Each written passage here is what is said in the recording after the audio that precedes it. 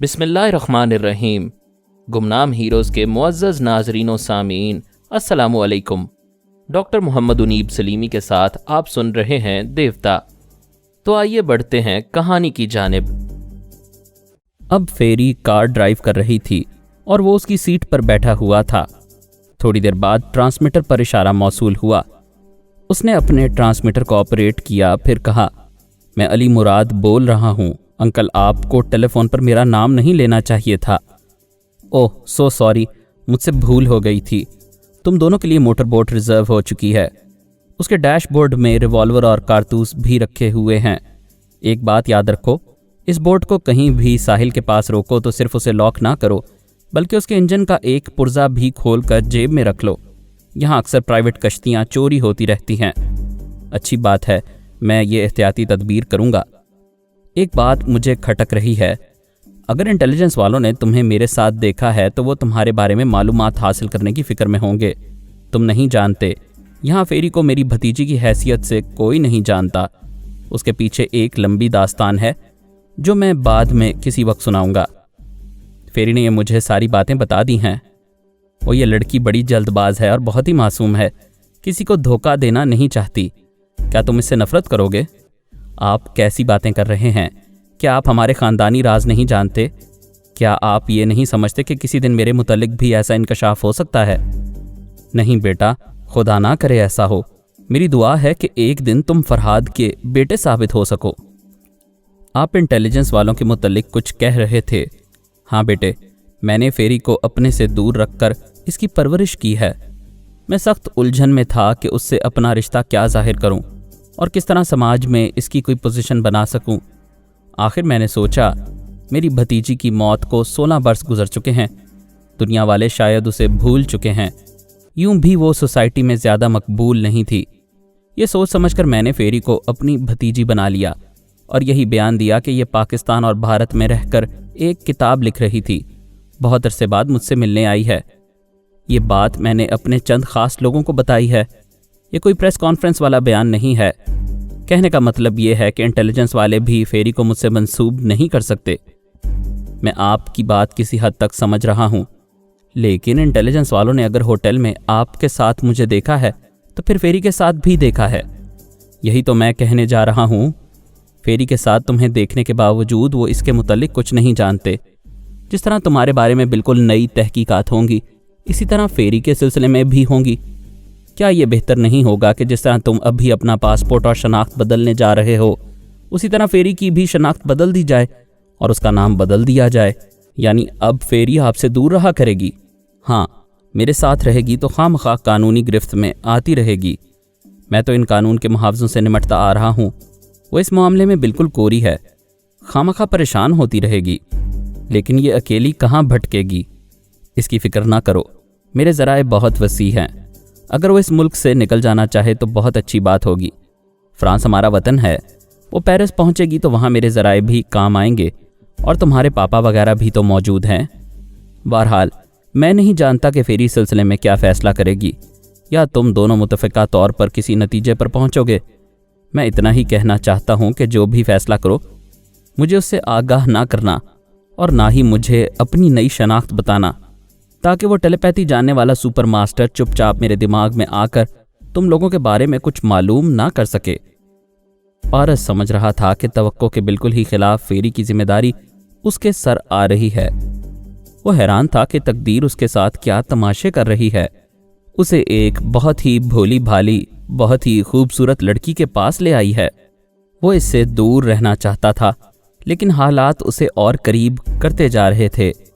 وہ فیری کے سلسلے میں کوئی ذمہ داری قبول نہیں کرنا چاہتا تھا اور انکار بھی نہیں کرنا چاہتا تھا۔ اس کی عجیب حالت ہو گئی تھی۔ ٹرانسمیٹر سے کنگ فرنانڈو کی آواز سنائی دے رہی تھی۔ اگر فیری کے سلسلے میں تم کوئی پریشانی محسوس کرو تو اسے اپنے پاپا کے پاس روانہ کر دینا۔ جب وہ تمہارے والدین کے سائے میں پیرس پہنچ جائے گی تو میں یہاں اطمینان سے رہ سکوں گا۔ فی الحال یہ ہماری آخری گفتگو ہے۔ حالات نے اجازت دی تو پھر ملیں گے۔ That's all. رابطہ ختم ہو گیا۔ اس نے ٹرانسمیٹر کو جیب میں رکھ لیا، پھر ونڈ سکرین کے پار دیکھنے لگی۔ دونوں تھوڑی دیر تک خاموش رہے، پھر وہ بولی، میں تمہارے لیے مصیبت بن گئی ہوں؟ ہاں، وہ چونک کر بولا، نہیں تم مصیبت کیسی، بلکہ میں تمہارے لیے مصیبت ہوں۔ دیکھو نا، میری خاطر تم اپنا وقت ضائع کر رہی ہو، مجھے دریا کی سیر کرانے لے جا رہی ہو۔ میں وعدہ کرتی ہوں سیر و تفریح کے بعد تمہیں گھر پہنچاؤں گی، اس کے بعد کبھی ملاقات نہیں کروں گی۔ میں نے انکل کی بات سن لی ہے، وہ چاہتے ہیں کہ میں پیرس چلی جاؤں، یہی بہتر ہے۔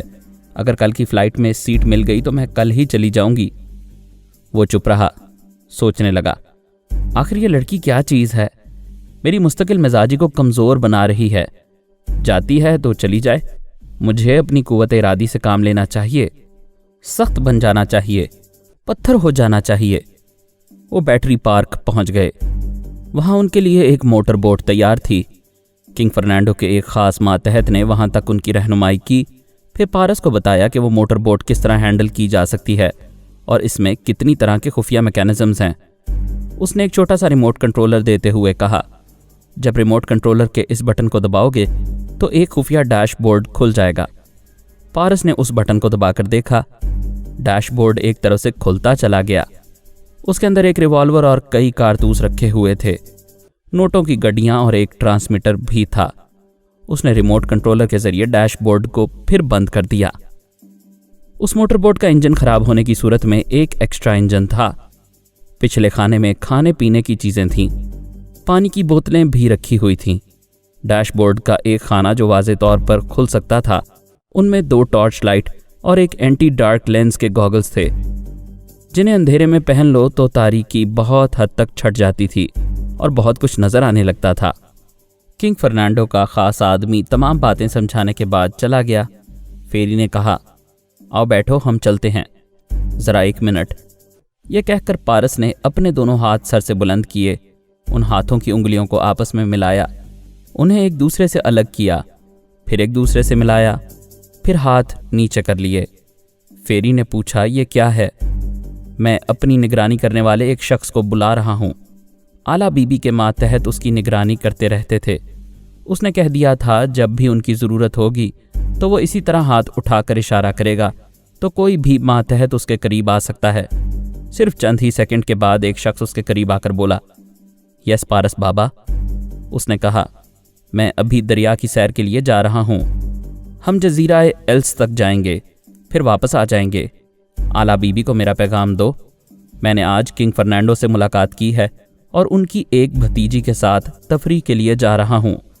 ہو سکتا ہے انٹیلیجنس والوں نے مجھے فرنینڈو کے ساتھ دیکھ لیا ہو، اور ہو سکتا ہے صبح تک میری اور فرنینڈو کی بھتیجی فیری کی شناخت بدلنی پڑے۔ وہ اس بات کے لیے تیار رہیں، کسی بھی وقت ہمارا نیا پاسپورٹ اور اس شہر میں رہنے کے سلسلے میں نئے کاغذات تیار رہنے چاہیے۔ اس شخص نے کہا، میں آپ کا پیغام پہنچا دوں گا، مگر آپ جزیرہ ایلس کے بارے میں کچھ جانتے ہیں؟ میں کچھ نہیں جانتا، اسے عرف عام میں آئی لینڈ آف ٹیئرز یعنی آنسوؤں کا جزیرہ کہتے ہیں۔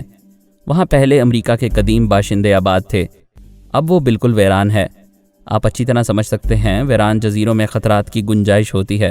اگر آپ مناسب سمجھیں تو ہم میں سے کوئی آپ کے ساتھ چل سکتا ہے۔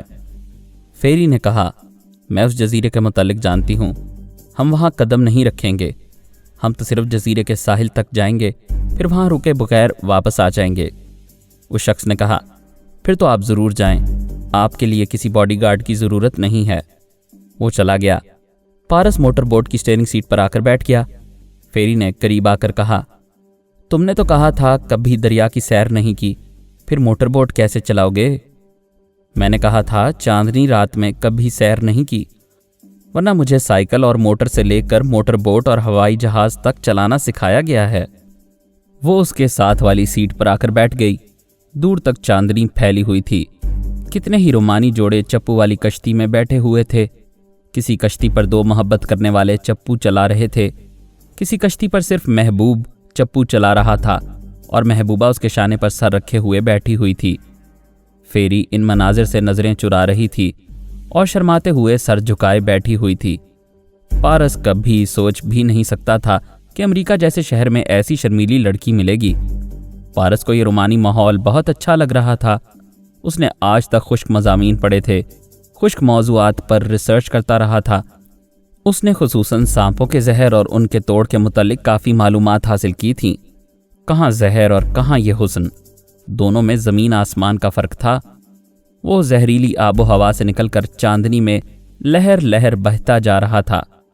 اس نے اسٹیچو آف لبرٹی یعنی مجسمہ آزادی کے قریب پہنچ کر رفتار سست کر دی، پھر کہا، یہ آزادی کا مجسمہ امریکی قوم کے لیے قابل فخر ہے، اور مجسمے والی یہ عورت خاموش رہ کر بھی آزادی کی داستان سنا رہی ہے، لیکن تم اتنی دیر سے خاموش رہ کر کیا سننا چاہتی ہو؟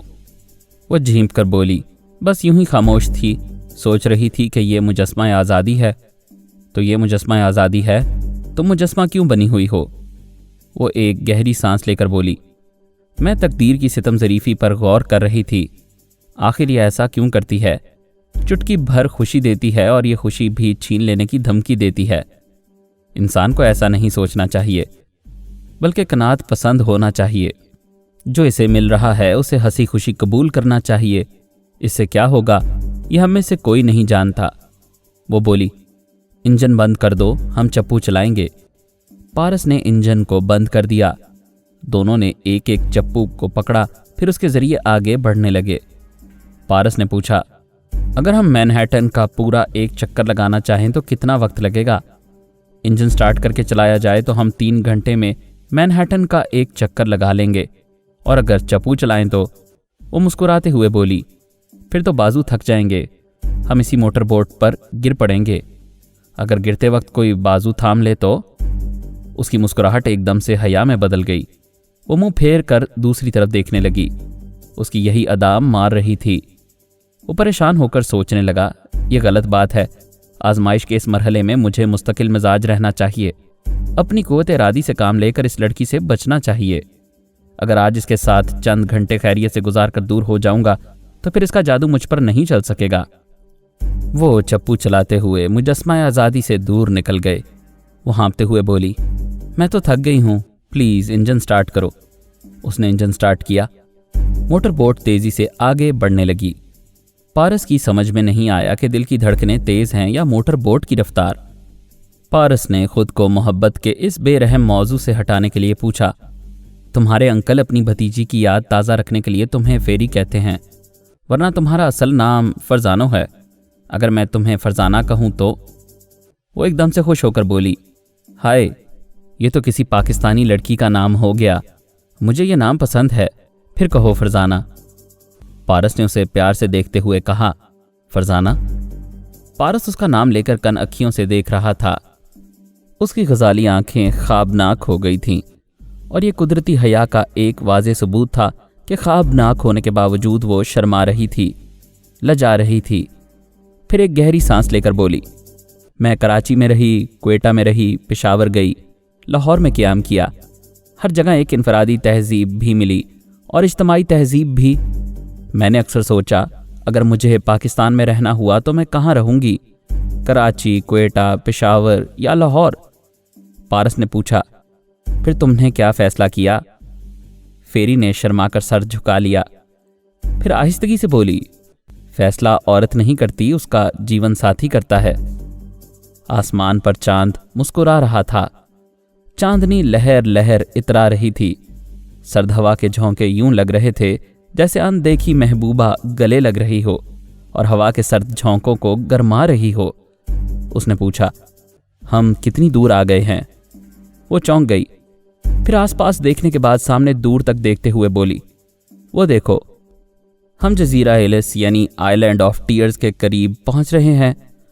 پارس نے دور تک نظریں دوڑاتے ہوئے دیکھا، آنسوؤں کا جزیرہ دکھائی دے رہا تھا۔ اس نے سوچا، اتنی خوشیاں ملنے کے بعد آنسوؤں کے قریب جانا کیا دانش مندی ہوگی؟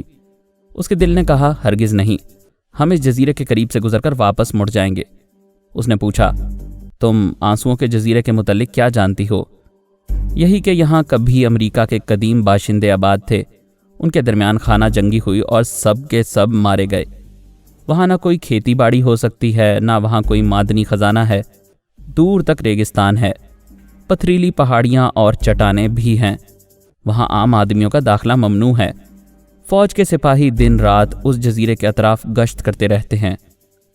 پارس نے کچھ سوچتے ہوئے کہا، یہ بات مجھے آلا بی بی کے ماتحت نے نہیں بتائی۔ تم کس ماتحت کی بات کر رہے ہو؟ وہی جو ہمیں بیٹری پارک میں ملا تھا۔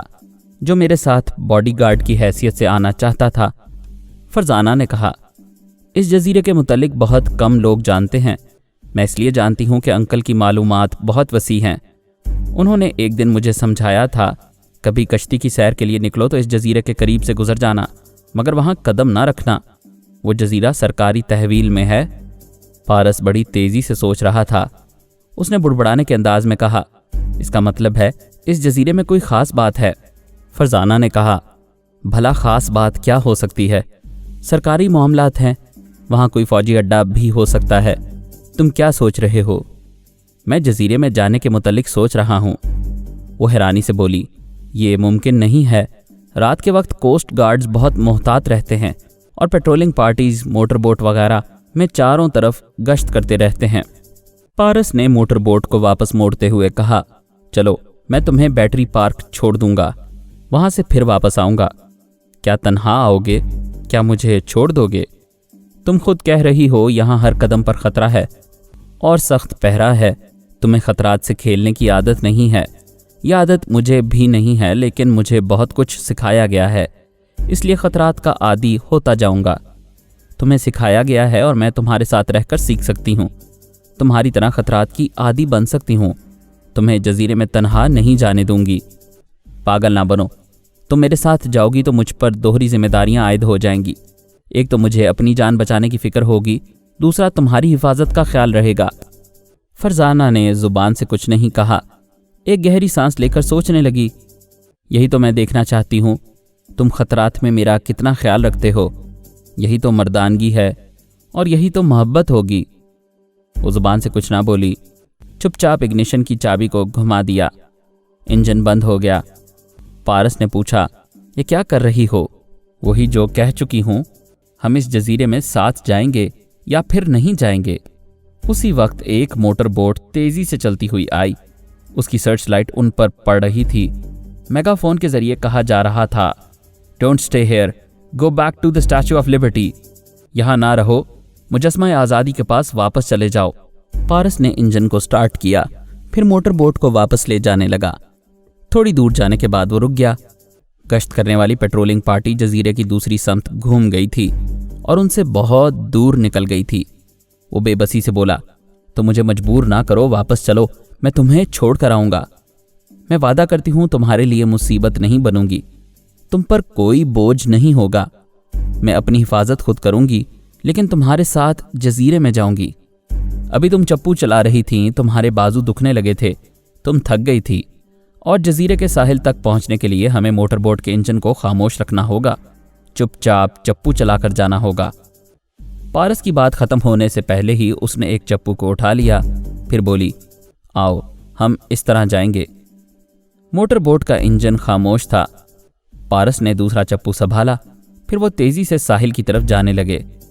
ساحل کے بعض حصوں میں اونچی مچانیں بنائی ہوئی تھیں، وہاں سے سرچ لائٹ دائیں سے بائیں گھومتی رہتی تھیں، لیکن جزیرے کے ساحل کا کچھ حصہ ایسا بھی تھا جو چٹانی اور پتھریلا تھا، وہاں تک روشنی نہیں پہنچتی تھی۔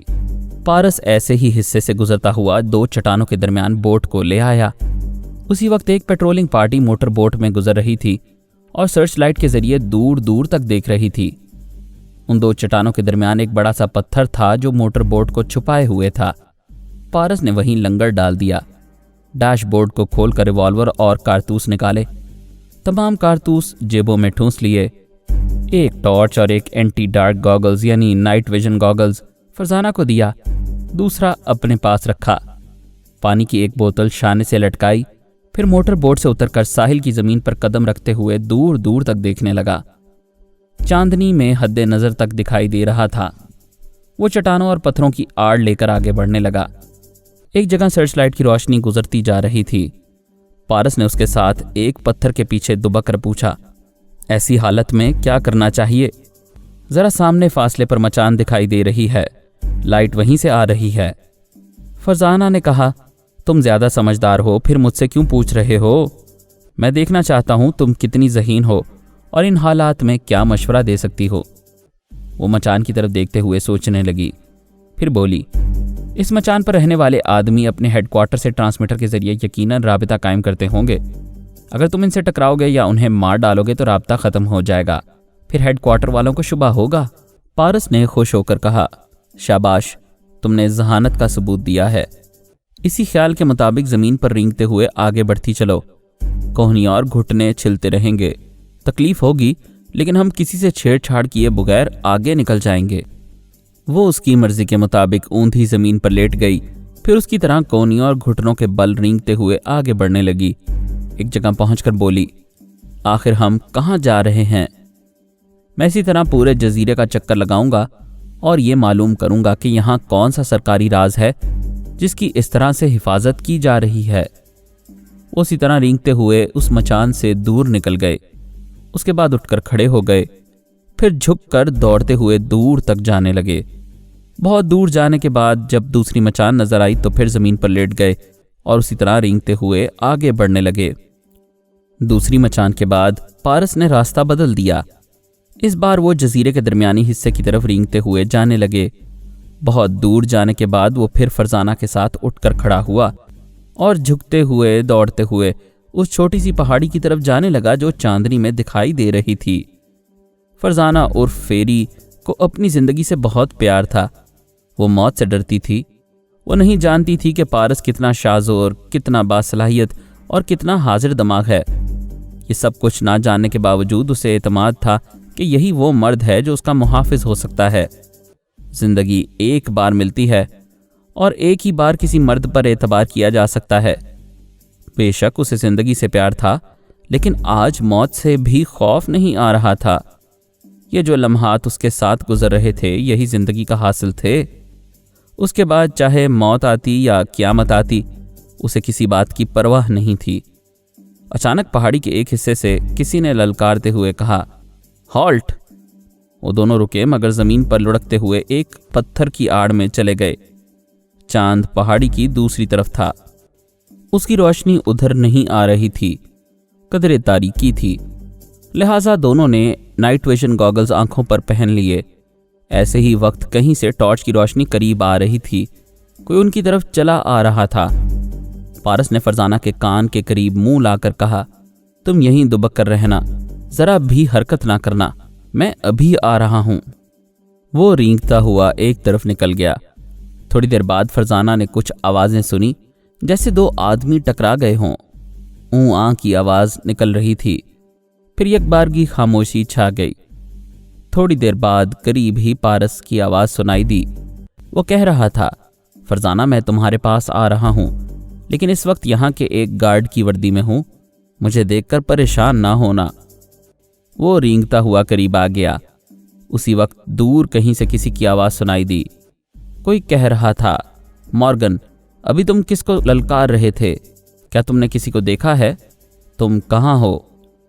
پارس نے فرزانہ کو تھپک کر کہا، یہاں رہو، میں ابھی آ رہا ہوں۔ وہ اٹھ کر پتھر کی آڑ سے نکلا، پھر کھانستے ہوئے بولا، مجھے شبہ ہوا تھا کہ ادھر میں نے کسی کو حرکت کرتے دیکھا ہے، لیکن یہاں کوئی نہیں ہے۔ وہ ایک بار پھر کھانستے ہوئے آنے والے کے قریب پہنچا، پھر ایک گھونسا اس کے پیٹ میں مارا۔ وہ کراہتے ہوئے جھکا تو اس کے منہ پر دوسرا ہاتھ پڑا۔ آنے والے کو سنبھلنے کا موقع ہی نہیں دیا۔ وہ تھوڑی دیر تک کے لیے پھڑپھڑاتا رہا، پھر ایک دم سے ساکت ہو گیا۔ فرزانہ پتھر کے پیچھے پارس کا انتظار کر رہی تھی۔ تھوڑی دیر بعد اسے آہٹ سنائی دی۔ پارس نے کہا، میں آ رہا ہوں۔ اس نے قریب آ کر اس کے پاس کپڑوں کی ایک گٹھڑی پھینک دی، پھر کہا، یہ دوسرے گارڈ کی وردی ہے، تم اسے پہن لو، میں دوسری طرف جا رہا ہوں، جب پہن لو تو پتھر کی آڑ سے نکل آنا۔ وہ تھوڑی دیر تک شرماتی رہی، حالانکہ وہاں قدرے تاریکی تھی، کوئی دیکھ نہیں سکتا تھا، اور پارس پتھر کی دوسری طرف چلا گیا تھا۔ اس کی شرافت پر بھی یقین تھا کہ وہ تانک جھانک نہیں کرے گا۔ وہ تھوڑی دیر تک جھجکتی رہی، پھر اس نے لباس بدل ہی لیا۔ لباس ڈھیلا ڈھالا تھا، وہ اسے پہن کر پتھر کی آڑ سے نکل آئی۔ پارس نے مسکراتے ہوئے کہا، چلے گا، اب یہ بتاؤ کیا اسٹین گن چلانا جانتی ہو؟ وہ پھر جھجکنے لگی۔ پارس نے کہا، کوئی بات نہیں، اسٹین گن کو دیکھو، یہ لاک ہے، اسے اس طرح ہٹاؤ گی، پھر ٹریگر پر انگلی کا دباؤ ڈالو گی تو گولیاں نکلتی چلی جائیں گی، لیکن لاک اس وقت تک نہ ہٹانا، ٹریگر اس وقت تک نہ دبانا جب تک تمہیں اپنی جان کا خطرہ نہ ہو۔ میں نہیں چاہتا کہ یہاں فائرنگ کا شور ہو اور دور دور تک آواز جائے۔ فرزانہ نے کارتوس کی پیٹی اور سٹین گن لے لی، پھر اس کے قریب ہو کر آہستگی سے کہا، میں نے یہاں بارود کی بو محسوس کی ہے۔ پارس نے چونک کر اسے دیکھا، پھر پوچھا، تم نے کہاں محسوس کی ہے؟ وہ زمین پر بیٹھ گئی، پھر لیٹ گئی۔ پارس بھی اس کے ساتھ لیٹ گیا۔ وہ اوندھے منہ ہو کر زمین سے ناک لگا کر سونگ رہی تھی۔ پارس بھی سونگنے کی کوشش کرنے لگا۔ اسے بچپن سے تربیت دی گئی تھی کہ 5 حصوں کو کس طرح زیادہ سے زیادہ استعمال کیا جا سکتا ہے۔ وہ تاریکی میں اس حد تک دیکھ سکتا تھا جتنا کہ کوئی عام آدمی نہیں دیکھ پاتا۔ وہ کانوں سے ہلکی آہٹ سن سکتا تھا اور اس آہٹ کا تجزیہ کر سکتا تھا۔ وہ سونگ کر بتا سکتا تھا کہ کون سی چیز زہریلی ہے اور کون سی چیز بے ضرر ہے۔ وہ معمولی سے زہر کو بآسانی زبان سے چکھ سکتا تھا۔ وہ فرزانہ کے قریب زمین پر اوندھے منہ لیٹ کر زمین کو سونگ کر بولا، مجھے تو بارود کی بو محسوس نہیں ہو رہی ہے۔ وہ بولی، بارود اس مٹی کی بہت گہری تہ میں چھپائی گئی ہے۔ میں اس مٹی کو سونگ کر بارود کا سراغ لگا سکتی ہوں۔ میں آثار قدیمہ کی ماہر ہوں۔ میں کسی بھی کھنڈر کی ایک اینٹ کو سونگ کر بتا سکتی ہوں کہ وہ 1000، 2000 یا 10,000 پہلے کس بھٹی میں پکائی گئی تھی۔ پارس نے اسے حیرانی سے دیکھا، پھر کہا، اگر تمہاری یہ مہارت درست ہے تو اس کا مطلب ہے کہ اس پہاڑی کے اندر کوئی بہت اہم چیز چھپا کر رکھ دی گئی ہے، اور یہ سوچتے ہوئے میرا دل خوشی سے دھڑک رہا ہے کہ وہ چیز ٹرانسفارمر مشین بھی ہو سکتی ہے۔ وہ دونوں زمین پر سے اٹھ گئے، ذرا جھک کر دوڑتے ہوئے ایک طرف جانے لگے، گویا پہاڑی کا ایک چکر کاٹنے لگے۔ ذرا دور جا کر انہیں رکنا پڑا۔ ایک غار کا دہانہ دکھائی دے رہا تھا۔ وہاں 2 مسلح پہرے دار تھے۔ ان میں سے ایک کہہ رہا تھا، ایک کم وقت کہاں جا کر مر گیا ہے۔ دوسرا کہہ رہا تھا، وہ مارگن کے ساتھ بیٹھ کر سگریٹ کے کش لگا رہا ہوگا۔ دونوں ہی ہٹ حرام ہیں، ذرا تم جا کر دیکھو۔ پارس نے فرزانہ کا ہاتھ پکڑا، پھر واپس مڑ کر ایک پتھر کی آڑ میں چلا گیا۔ وہاں اس کے کان کے قریب سرگوشی کی، تم چپ چاپ کھڑی رہنا، میں آنے والے سے نمٹ لوں گا۔ تھوڑی دیر تک گہری خاموشی رہی۔ ہلکے ہلکے قدموں کی آہٹ سنائی دے رہی تھی۔ وہ آ رہا تھا۔ جب اس بڑے سے پتھر کے قریب سے گزرتے ہوئے جانے لگا تو پارس نے سٹین گن کے دستے سے اس کے سر پر زوردار ضرب لگائی۔ اس کے حلق سے ہلکی سی کرہ نکلی، پھر وہ زمین پر گر پڑا۔ پارس نے دوسری ضرب لگائی۔ اس کے بعد وہ اپنی جگہ سے حرکت نہ کر سکا۔ اس کی طرف سے مطمئن ہو کر وہ اطمینان سے چلتا ہوا غار کے دہانے کی طرف جانے لگا۔ فرزانہ حیران تھی کہ وہ کتنی دیدہ دلیری سے کام لے رہا ہے۔ اسے ذرا بھی خوف نہیں تھا کہ پہچان لیا جائے گا، حالانکہ وہ مسلح افراد کی وردی میں تھا۔ پھر بھی ایسا خطرہ مول لینا مناسب نہیں تھا۔ وہ سوچ رہی تھی اور ڈرتی جا رہی تھی۔ پارس غار کے پاس پہنچ گیا تھا۔ وہاں پہنچتے ہی اس نے اچانک ہی سٹین گن کے دستے سے دوسرے مسلح محافظ پر حملہ کیا۔ اسے سنبھلنے کا موقع نہیں دیا۔ وہ محافظ خاصا تگڑا تھا، بڑا جی دار تھا۔ وہ پارس سے لپٹ گیا۔ دونوں گتھم گتھا ہو کر پہاڑی کی ڈھلان سے لڑکنے لگے۔ پارس کی کوشش یہی تھی کہ وہ منہ سے آواز نہ نکال سکے۔ اس مقصد کے لیے اس نے ایک ہاتھ سے اس کی گردن دبوچ لی تھی اور دوسرے ہاتھ سے ضربیں لگا رہا تھا۔ وہ ماسٹر واٹسروکی کے بتائے ہوئے فولادی ہاتھ تھے۔ آخر اس کا مخالف کتنی ضربیں کھا سکتا تھا؟ تھوڑی دیر بعد ہی ٹھنڈا پڑ گیا۔ غار میں داخل ہونے کا راستہ آسان ہو گیا۔